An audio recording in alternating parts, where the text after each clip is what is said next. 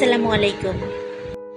নাটোরের বিখ্যাত বনলতা সেনের মতোই নাটোরের কাঁচাগোল্লা একটি ঐতিহ্যবাহী খাবার। স্বাদে গন্ধে অতুলনীয় এই মিষ্টান্নটি প্রায় ২৫০ বছরের পুরনো। আমি নাটোরের মেয়ে। আজকের এই রেসিপি অরিজিনাল নাটোরের কাঁচাগোল্লা না হলেও স্বাদের দিকটা মাথায় রেখে চেষ্টা করেছি নিজের মতো করে তৈরি করতে। চলুন তাহলে দেখবেন নাটোরের মেয়ের হাতের কাঁচাগোল্লা রেসিপি। কাঁচাগোল্লা মিষ্টি বানানোর ছানা তৈরির জন্য নিয়ে নিয়েছি ২ কেজি গরুর দুধ। দুধে খুব ভালোভাবে বলক উঠে গেলে দিয়ে দেব ৪ টেবিল চামচ ভিনেগার।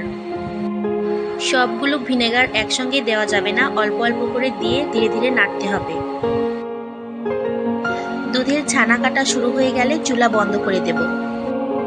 ২-৩ মিনিটের মধ্যে ভালোভাবে ছানা কেটে যাবে। এবার একটা ছাঁকনির মধ্যে ঢেলে দিয়ে পানি ঝরিয়ে নেব।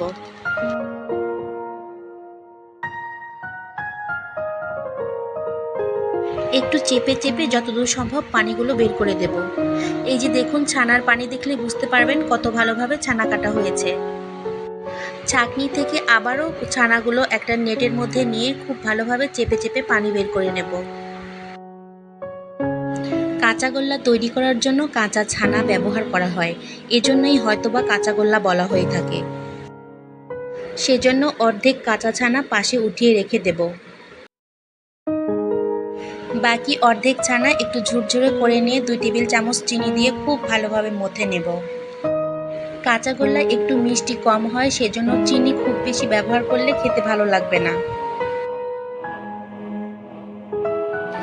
সেই অর্ধেক ছানা আর চিনি খুব ভালোভাবে মাখিয়ে নিয়েছি।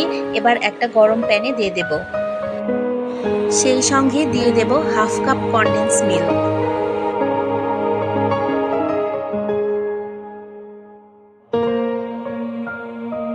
এবার নেড়ে চেড়ে ভাজতে থাকবো যতক্ষণ না পর্যন্ত সমস্ত পানি খুব ভালোভাবে শুকিয়ে যায়।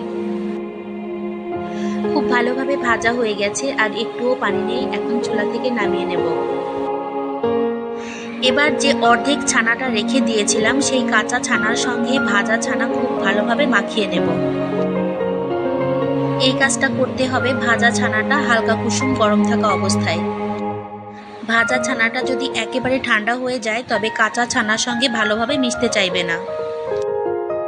ছানা মাখানোটা এমন হবে যে একটুও গুঁড়ি গুঁড়ি হয়ে থাকবে না, একদম স্মুথ হবে।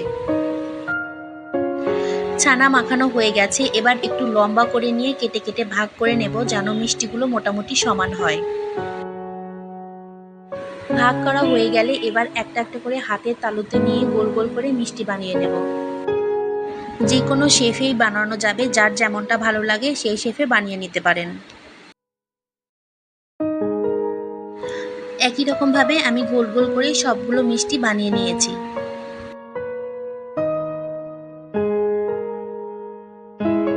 চাইলে এমনভাবেই খাওয়া যাবে, তবে আরও একটু স্বাদ বাড়ানোর জন্য আর দেখতে আকর্ষণীয় করার জন্য আমি নিয়ে নিয়েছি 1/4 কাপ গুঁড়ো দুধ। আলতোভাবে প্রতিটা মিষ্টিতে গুঁড়ো দুধ মাখিয়ে নেব। খুব সহজে বানিয়ে ফেললাম সুস্বাদু কাঁচাগোল্লা মিষ্টি। আশা করি আমার আজকের ভিডিওটি আপনাদের ভালো লাগবে এবং উপকারে আসবে। কাঁচাগোল্লার স্বাদ রসগোল্লা, পান্তুয়া, এমনকি সন্দেশের স্বাদকেও হার মানায়। ১৬৬০ সালে রানী ভবানীর রাজত্বকালে কাঁচাগোল্লার সুখ্যাতি দেশে বিদেশে ছড়িয়ে পড়ে।